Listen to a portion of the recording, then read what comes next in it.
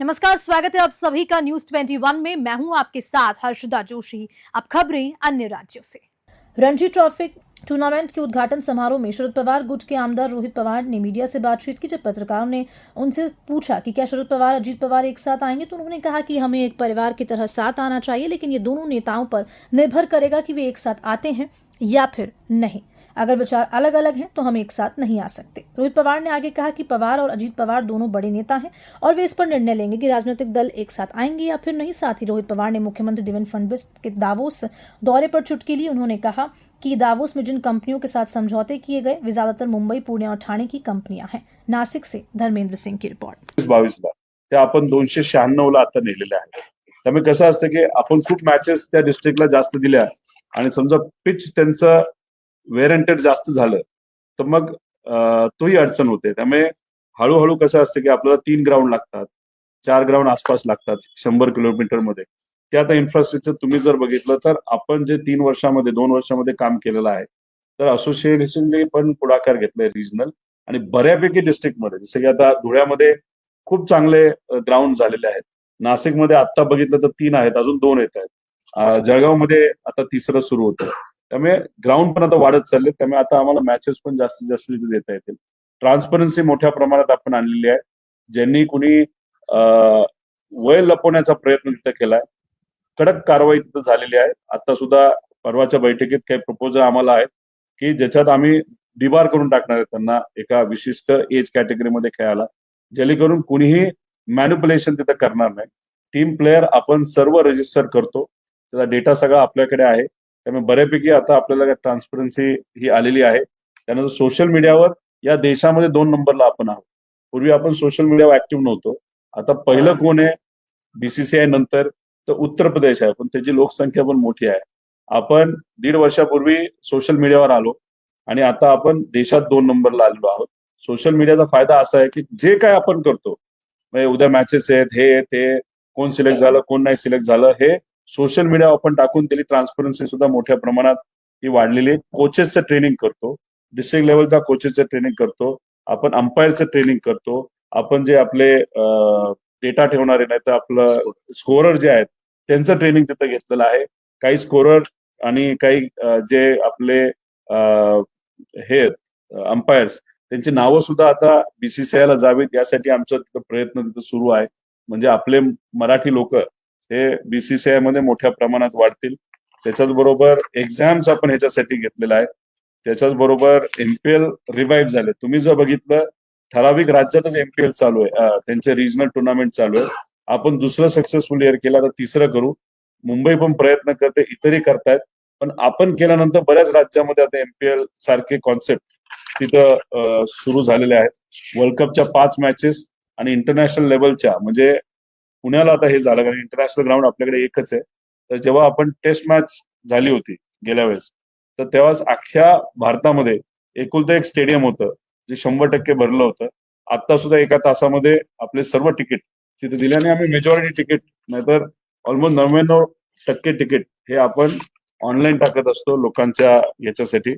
Title sponsors आपल्याला आहे, infrastructure develop तिथलं आपण केलेलं आहे. स्पीड स्टार म्हणजे काही असे खेळाडू आहेत जे लेदरवर कधीच खेळले नाही, पण पहिल्यांदा स्पीड स्टार मध्ये आले आणि ते सिलेक्ट सुद्धा झाले.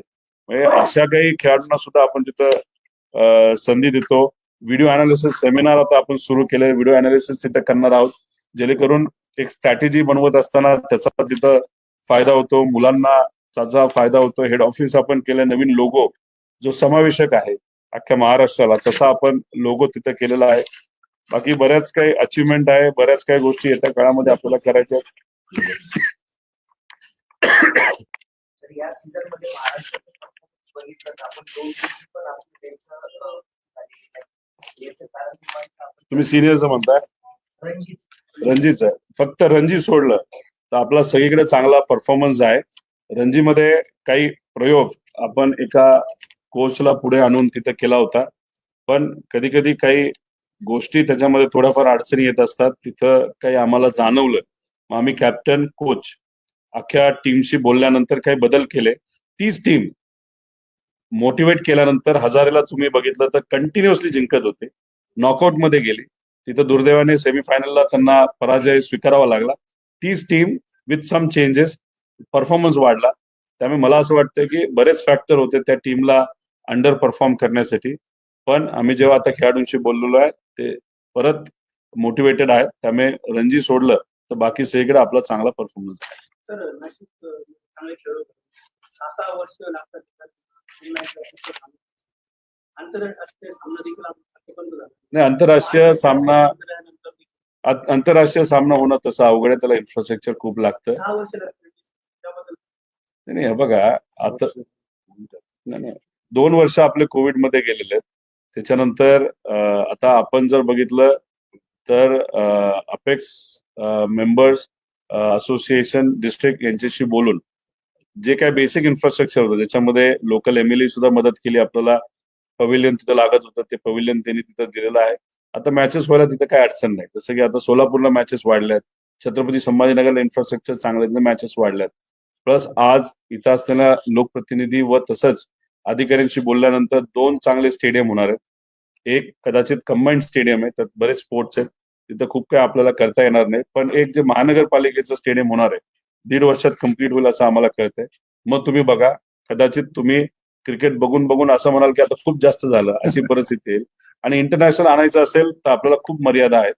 बीसीसीआयचे लोक येतात, चेक करतात, 5 स्टार हॉटेल्स आहेत का जे इथं आहेत, पण बसण्याची व्यवस्था आहे का, पिच कसं आहे, हे इन्फ्रास्ट्रक्चर कसं आहे, तर ते जे होणारं आहे त्याला निधी पण चांगला दिलेला आहे. ते झालं आणि ते एमसीए महाराष्ट्र क्रिकेट असोसिएशनकडे त्याची जबाबदारी आली तर मला असं वाटतं इंटरनॅशनल मॅचेस महिलांचं तरी होतील. आणि जर आपण बीसीसीआयला रिक्वेस्ट केलं की नवीन स्टेडियम आहे, एखादी इंटरनॅशनल मॅच आम्हाला इथं द्या, तर ते त्या बाबतीत आपली विनंती स्वीकारतील. आता नाशिकला काय घेतलं व्यवस्थित शासन आहे सर्व दिलं बघ अशी रीती असेल. एक तर आम्ही असोसिएशनशी बोललेलो आहे. असोसिएशनला आम्ही सॉफ्ट लोन 75 लाखाचं द्यायचं ते ठरवलेलं आहे. त्याच्यात प्रस्ताव हा आपल्या असोसिएशनकडनं आलेला आहे. तो त्या बाबतीत हे पहिल्यांदाच होतंय की आपण प्रत्येक असोसिएशनला कमीत कमी 75 लाख द्यायला तिथं तयार झालेलो आहोत. म्हणजे 21 जिल्हे आहेत.